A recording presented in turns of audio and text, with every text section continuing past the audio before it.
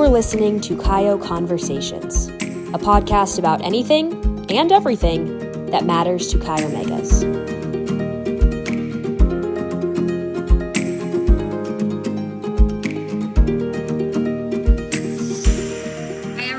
Welcome to another episode of our podcast. Thank you for joining us. I'm Leslie Harrington, CEO for Chi Omega, and we are joined today by Tonya Clement, a 1982 initiate of Chi Zeta Chapter at Colorado State University, who was very recently selected by the SH to serve as the 2022 Chi Omega Firesides Leadership Training keynote speaker. Tonya is the 20th U.S. woman to have ever climbed Mount Everest and the 5th American woman to have reached the summit by the treacherous North Ridge. Tonya actually hails from both Chi Zeta and Zeta Chapter at the University of Colorado, where she transferred in 1983. She grew up a city girl in Tulsa, Oklahoma, and did not discover camping or climbing until her late 30s. However, upon finding this newfound passion for the mountains, she became consumed by the joy associated with traveling into the unknown. Professionally, Tonya's background includes many years scaling the ivory towers of Fortune 500 companies, where she found herself gravitating towards roles that allowed her to teach leadership, team building, and performance development. Presently, Tonya is the president for Cardinal Peak Technologies, the gold standard for interview room recording solutions. Her biggest customers, just the FBI and the Army. She resides in Boulder, Colorado with her husband, Brad, her 3 dogs, Hoover, Giorgio, and Cumbre, which means summit, and her cat, Waffles. We know that the Chi Omega Symphony really has always resonated with Tonya, and we consider her to be the epitome of what it means to be discouraged neverist. So Sister Tonya, thank you for agreeing to speak with Chi Omega for a second time. We are grateful to have any of your non-mountain hours, as we know they are very limited. Thank you, Leslie. I'm excited to be here talking to you. Well, when you spoke at our virtual Firesides leadership training in January, our over 3,000 officers and advisors that were in attendance that day fired up our Q&A with all kinds of follow-up questions, anything from how did you go to the bathroom to what did you eat? It occurred to us right then and there that there was much more to your story that our listeners needed to hear. So to bring everyone else up to speed, we're going to run a quick highlight reel of some of Tonya's keynote remarks from Firesides. Most people believe that Everest is a static, beautiful formation and that it's sunny and pretty, but it's anything but that. As this slide shows, this is more typical of the terrain when you step onto an 8,000 meter peak. This is what a day usually looks like, climbing the mountain. Some people think Everest is a beautiful goddess. Personally, I've been here enough times to know it's a big, harsh, cold chunk of rock that doesn't listen to anybody. You've got to pick your time, you've got to be careful, you've got to work out all the details, and then you have a chance of coming back. There are times when you can't even see 2 feet in front of you. And if you think about that, that's what it's like in real life sometimes. When you find yourself stepping into the unknown and you really don't know what lies ahead or what's around the corner. In the mountains, when you find yourself in this type of condition, you just really have to pick yourself up and put one foot in front of the other and just keep moving forward. It can take a full day to travel 100 yards in the mountains. And now I'm going to share a video of the footage of our actual team on the mountain in 65-mile-an-hour winds.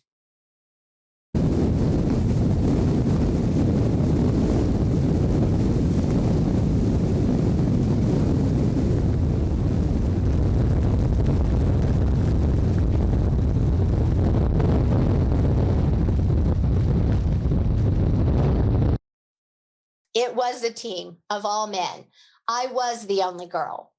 And yes, I did not know anyone on this team. So what did I do? I called everyone I knew. It was a good thing I was from Boulder, Colorado, because there are a lot of people in Boulder, Colorado that have either climbed Mount Everest or have been very close and done other 8,000 meter peaks. And I asked them for their advice. How do I do this? What's this going to be like? And pretty much they all had the same message. They said, Tanya, don't be the girl. So let's face it, I was the girl, but I didn't want to be the girl, right? I wanted to pull my own weight. So what did I do? I'll tell you, I cut my nails and I put my big girl pants on. But that's not all I did. I hired what I thought at the time was the world's best trainer. This is Chris Morris in an airport climbing on a poster of Eric Weinmeier. Chris took Eric to the top of Mount Everest years before my trip was going. And I figured if he could get a blind man up it, he could certainly train me and get me ready. But there was only 2 months. So he said to me, Tanya, I think the best thing you can do is gain some weight. At the time, I was a mere 96 pounds. So he said, I want you to eat all of the macaroni and cheese, cheesecake, and of course, Haagen-Dazs ice cream that you can do, because I want you to put on 20 pounds. Now, sisters, tell me, what girl wouldn't want to have a trainer, pay a trainer money to tell her to eat more Haagen-Dazs? I loved it. But what was most disturbing about this trek from base camp to advanced base camp was the fact that we were running into other climbers that were coming down. Many of those climbers were having difficulty. And as this slide depicts, we ran into a climber. It was actually a Korean climber being carried off the mountain. And a closer look will reveal that this climber is unconscious and is on oxygen. The climber behind is actually carrying the oxygen tank. We learned a few days later that this climber had cerebral edema and unfortunately perished a couple days after he got off the mountain. And this wasn't uncommon. The total path to the summit had us stepping over people that were injured or people that had died in previous years. It's really not feasible to move a dead body off the mountain. And I only bring this up not to be morbid, but I wanted you to know that seeing this loss of life definitely weighed heavily on my heart and in our heads. But we forged on. We kept going. You have a lot of days to just kind of hang out and get things organized. You do a lot of sleeping. But for me, it was a very difficult place to be because the other teams start coming around. People are getting bored. They want to talk to other climbers. But people were coming up to me and they were saying, are you the base camp cook? Are you the medic? Is your husband or is your boyfriend climbing the mountain? And I have to tell you, that was difficult for me to hear that. It triggered that little voice in my head once again that starts the questions, do I belong here? Am I too old? Am I strong enough? Should I go home? Will that wind up there blow me off the mountain? And then I'm thinking, I'm 18 miles from the last camp and cars are 3 or 4 days away. If they had to come get me, I'm really out here. And I only have what we carried on our backs. You're going to see a climber reaching the top of the ladder. You're going to see a climber's approaching the summit. That was from the Nepal side. You'll see one climber walking very quickly. That's not a climber, that's a Sherpa. They're superhumans. And then you're going to see Brad topping out. You're going to see one of our Israeli climbers, Dudu, getting on top. You're going to know it's me when you see me because I'm the one wearing the pink goggles and wiping the snot from my nose. And it'll close with our lead Sherpa holding up the banners and giving kudos to our sponsors, mainly to Panasonic. He says, I love peace and I love Panasonic. So enjoy this.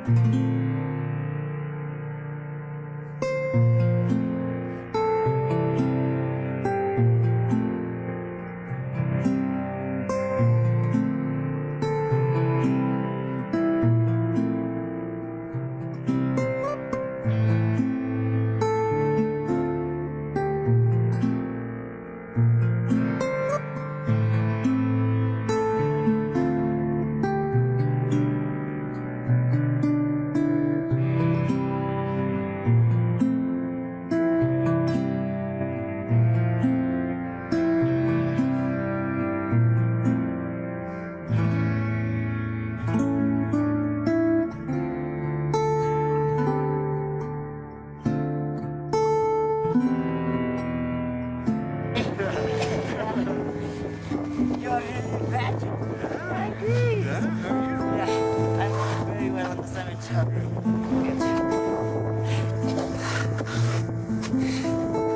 I love this. I love. Hey, it's okay. Hey, Panasonic. I love a Panasonic. What do you think? Woo! I'm here. I can't believe I did it. I don't know what to say. You did it.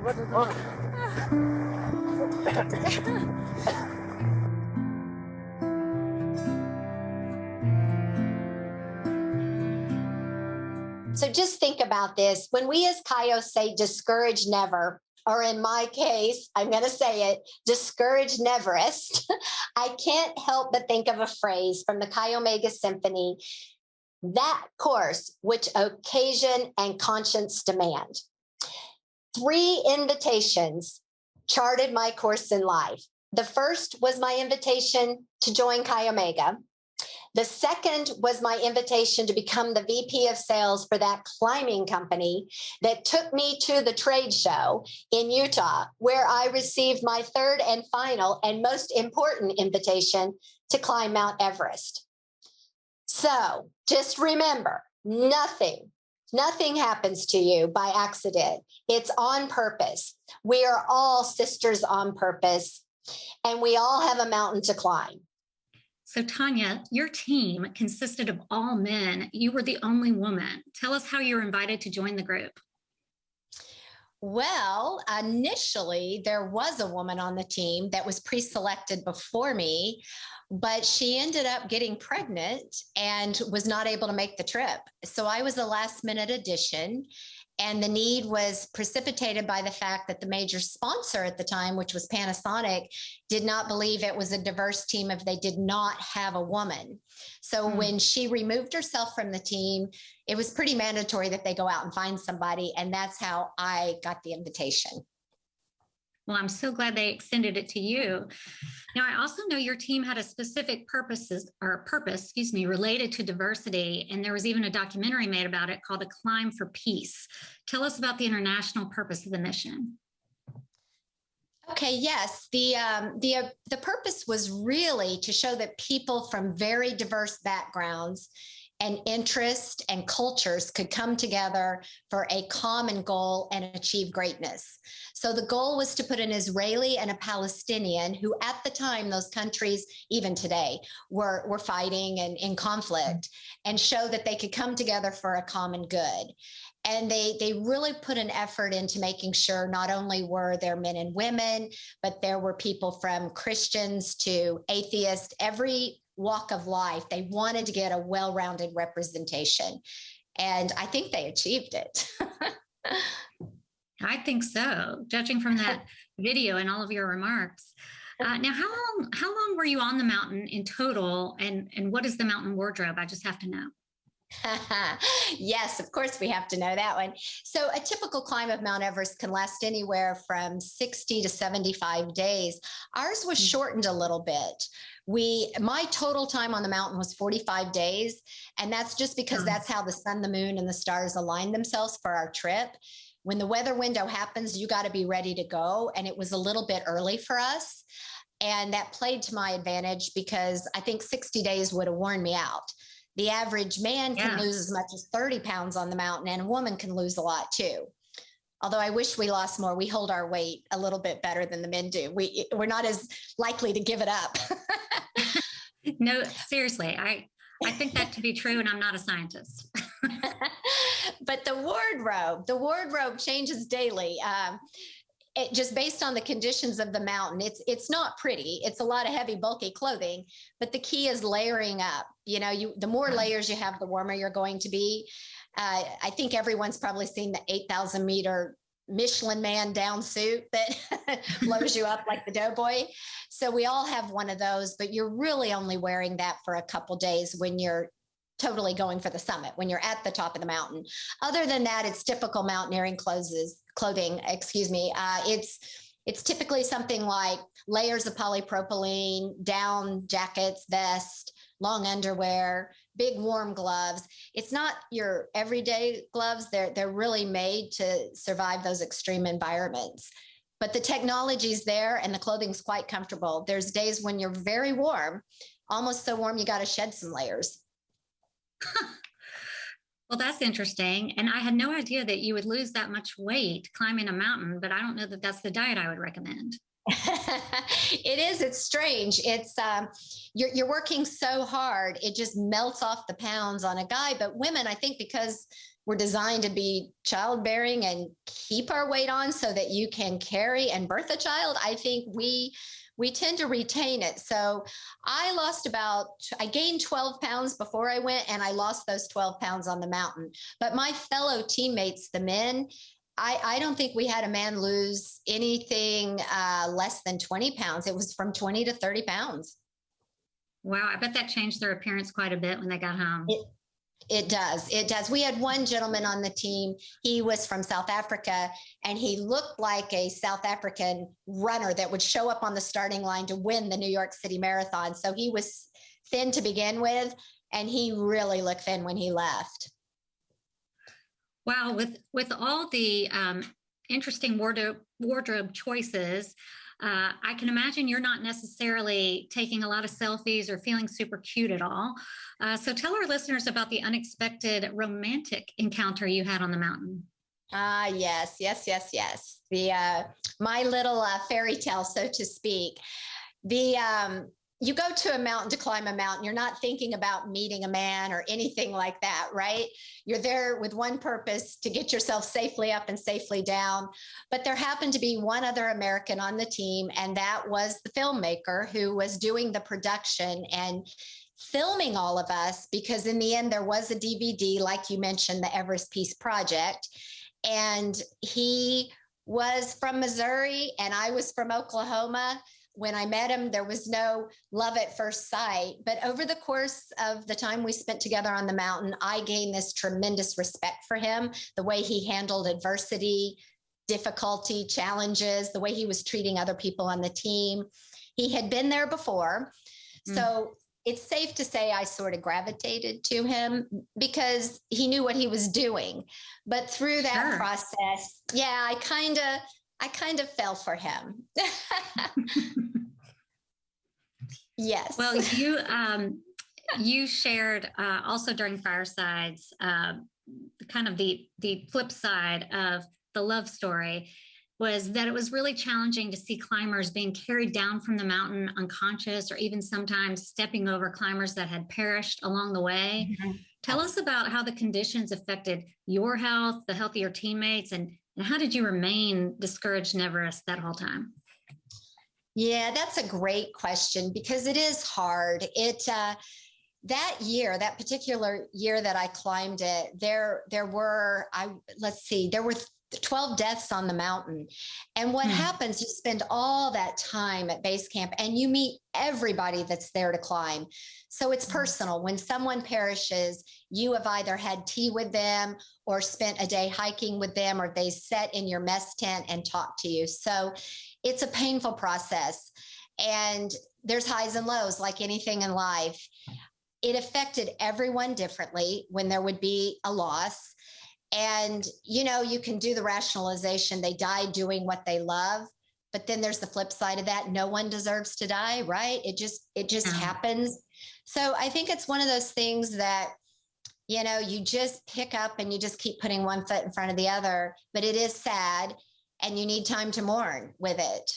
But it does happen there. It happens every year there. I don't think there's a year that people don't climb that mountain that someone does not fall to their death. And I can imagine what a reminder that is, that you have family at home and that this mountain is dangerous and quite a challenge. And so the tricks that can do on your mind, I imagine are pretty significant. Absolutely. I always tell people there's that little voice that tries to talk you out of it.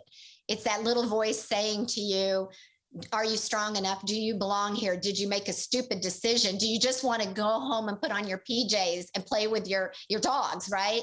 Yeah. And you battle that every day. Every day there's something telling you this is not right, but you just have to also adopt the philosophy that just do it and you can always turn around. If it gets too hard, you can always turn around. And most days it just gets better once you start going. It's that first step out of the tent when it's really cold outside. Or when someone has just passed, you're like, oh no, should I do it? Or is this time to go home? And more often than not, you get success. You just keep going. Well, I have never climbed a mountain, but I know that to be true of normal everyday person challenges. You know, you hear a lot of voices, and there's a lot of noise when you're making big decisions. And I can imagine the analogy between that and between everyday mountains that we are all climbing. If your journey up the mountain was an action movie and you and Brad are the love story, were there any other subplots or two that maybe you want to share with us that we hadn't heard about yet? Sure, there's so many. Every day there was a story, right? There's always something happening, drama every single day. You know, if I go to the opposite of the love story, because that to me is the best story, you know, to meet the man of your dreams while you're doing what you love.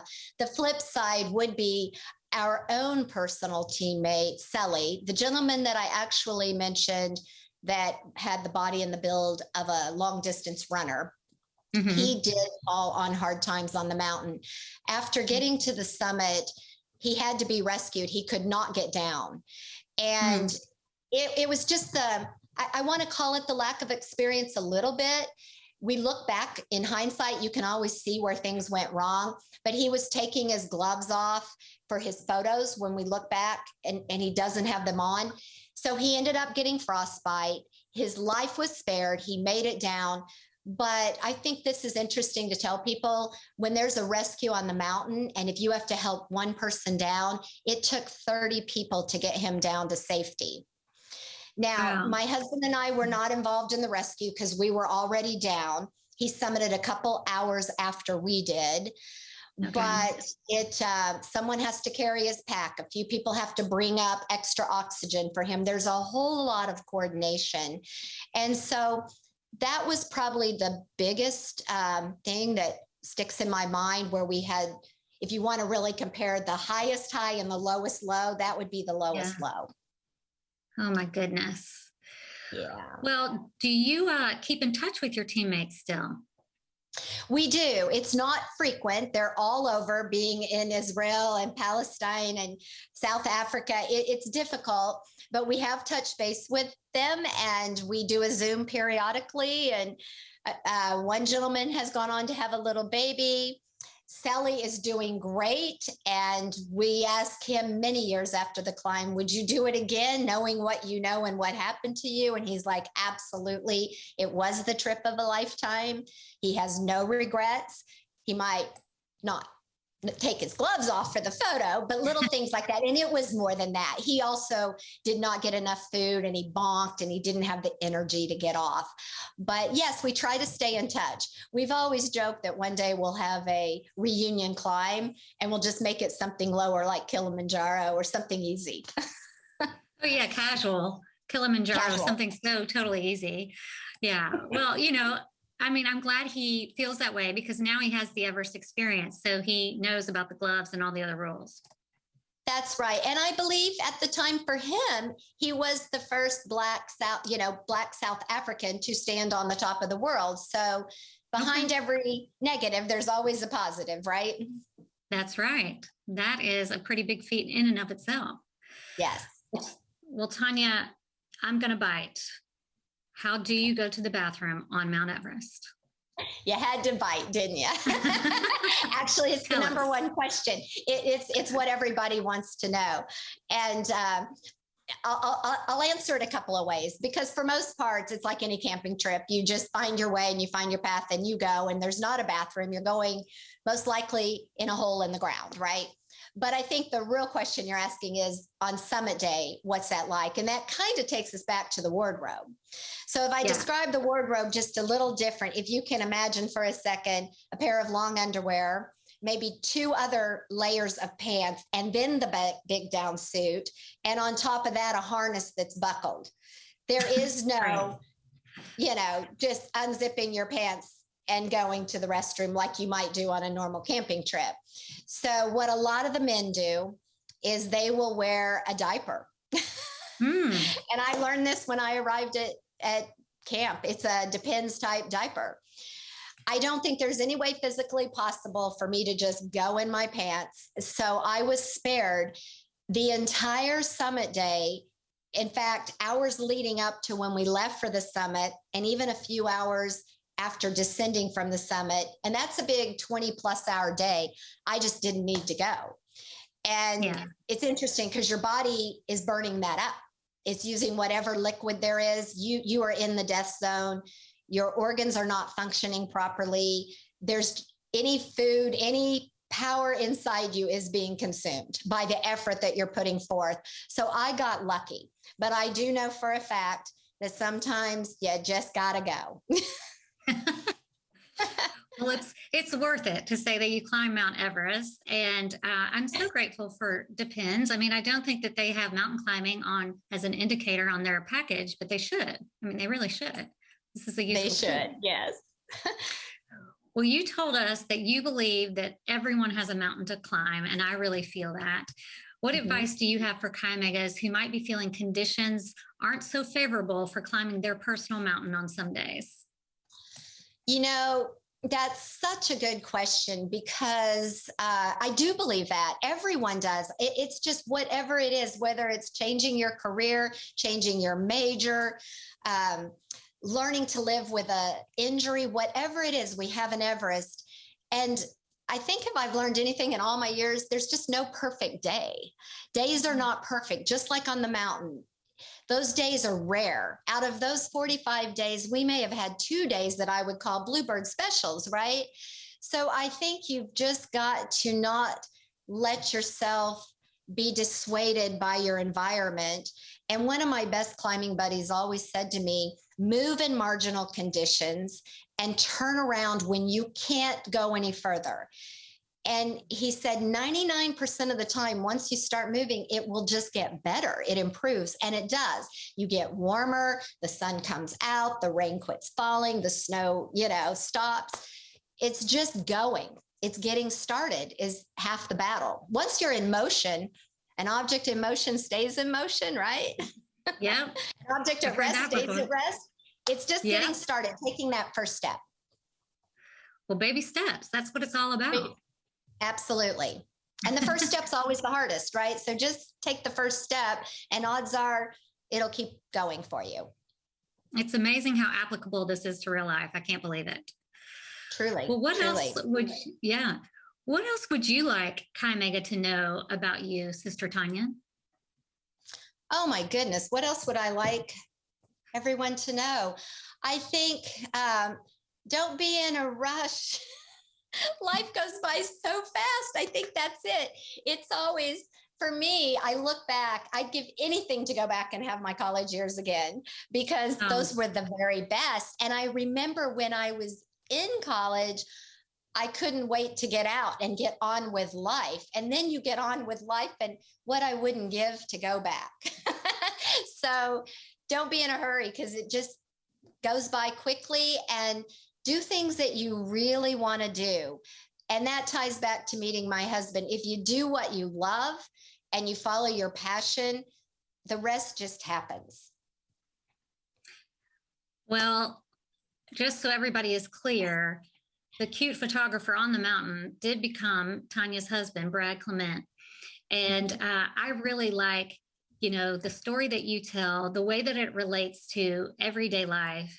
And it's inspiring to me that you started climbing when you were in your 30s. So that tells us all that, hey, it's never too late to pick up a new hobby, try something new, get outside your comfort zone. Absolutely. It was like you mentioned, I was a city girl. I grew up in Tulsa, Oklahoma. I had never camped. I hardly went outside if it was snowing and icy and cold. And you just never know what path you're going to take. So be open to everything. And that's the beauty of life. We have choices. And don't be afraid to try what is calling you, because that's where the surprises are. Listen to the voices, not the negative ones, the positive ones too, that say try something new. Right.